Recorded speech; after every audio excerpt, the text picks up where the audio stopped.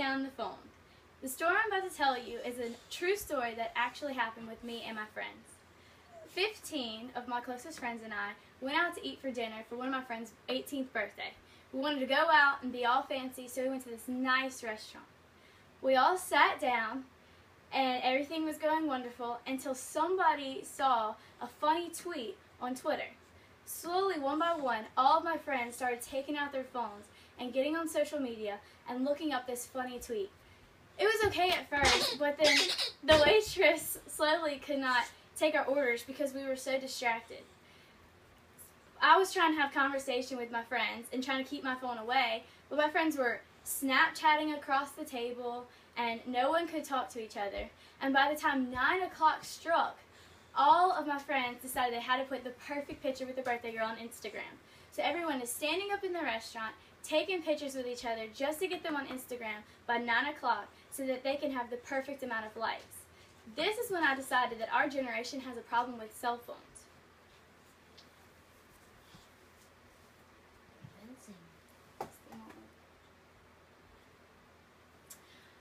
Armstrong Williams couldn't have said it better himself. Whenever he said that whenever we use cell phones, you only harm yourself because you eliminate opportunities to think, reflect, and develop creative ideas. You are unable to embrace your surroundings and hear the sounds of nature or the day. And you develop attention deficient problems because you develop the need to constantly be talking and talking and talking. Constantly, we're not focused on the people around us, and we are always on our phones, whether we actually are on our phones or whether we are just looking at it to make the day go by faster. Friends, no one speaks anymore, ever. Sometimes I catch myself listening to a friend when really I'm scrolling through Instagram while they tell me a very heartfelt story about a boyfriend breaking up with them or something going wrong in class that day. I don't even pay attention to my friends anymore. We're slowly not having conversation with anyone. Our family. Can you remember a time at the dinner table whenever at least one person of your family had their phone out at the table? Some people might want to talk about how your day went, what was good, what was bad, and you're slowly just on your phone not paying attention to what anyone else has to say. Families are missing out on this bonding time because social media and texting has become such a big trend. Driving. In 2012, the AD Council reported that 71% of teenagers sent or received a text while they were driving. You cannot text and drive because our brains cannot do two things at once. The Center for Disease Control and Protection states 3 reasons why. You have to have a visual. If you are texting while you're driving, you're looking at your phone, you're not paying attention to the road. You have a manual need. You have to have full hands on the wheel and not on the phone while you're driving. And then you have the cognitive. Doing 2 things at once is hard for our brain because the way our brain sees it is you can do one thing and then you can do another thing, but you can't do 2 things at one time. Schools. In college, I catch myself texting in class. I'm not listening to my professor. And besides the fact that that's disrespectful, we're not learning anything anymore. Whenever I go home, I don't know what I learned that day because I was too busy on social media. We need to change. We need to be able to conversate with our surroundings and know the people around us. I have a video of what our youth thinks about texting and talking today.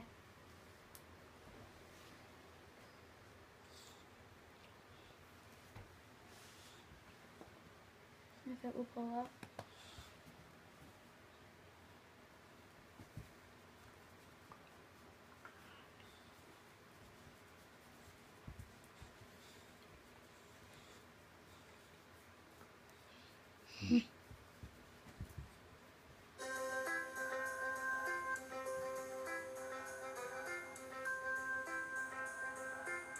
What's up?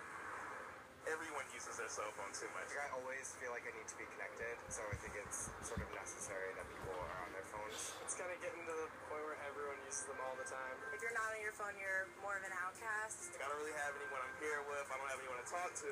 So they withdraw on their cell phones. If I'm like standing in line waiting for a coffee or something like that, I'm like not even doing anything. I'm just holding my phone, pretending that I'm doing something. If I'm eating lunch alone, I'll definitely whip out my phone, so it looks like I may or may not be meeting up with someone at some point, which I Most likely not. I think it's about knowing when it's okay to use it and when it's not. I hate when you go out to dinner with a group of friends and then everyone's on their phone. I was at a party and I saw this guy making out with a girl and he was like checking his phone, like behind her. Oh my god. How do you even do that?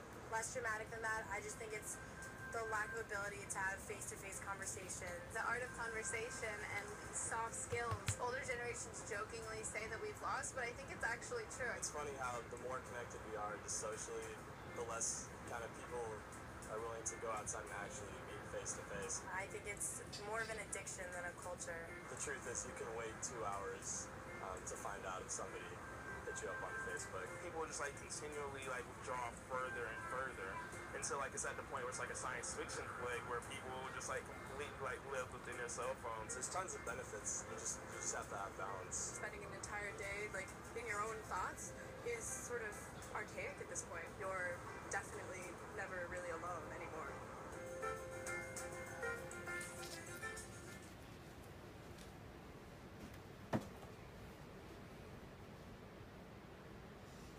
Even these youth have noticed that we're really struggling with having communication with people today because of phones. So picture this. Putting the phone away before you go to dinner with your family, having conversation, hanging out with your friends, and not being on your phone. Putting the phone away whenever you go to a theater, turning it off so you won't miss an important scene. Putting your phone down in school so you can pay attention. We need to take a stand. Decide to leave your phone places not with you whenever you talk. That way you can have good conversation with everybody. Give yourself a time limit on social media. Don't be on social media all the time. It's wonderful that society is advancing and our technology is increasing. However, don't forget to stop and look at nature and listen to your friends. Remember that Siri cannot smell the flowers for you. So please put down your phones. Don't stop.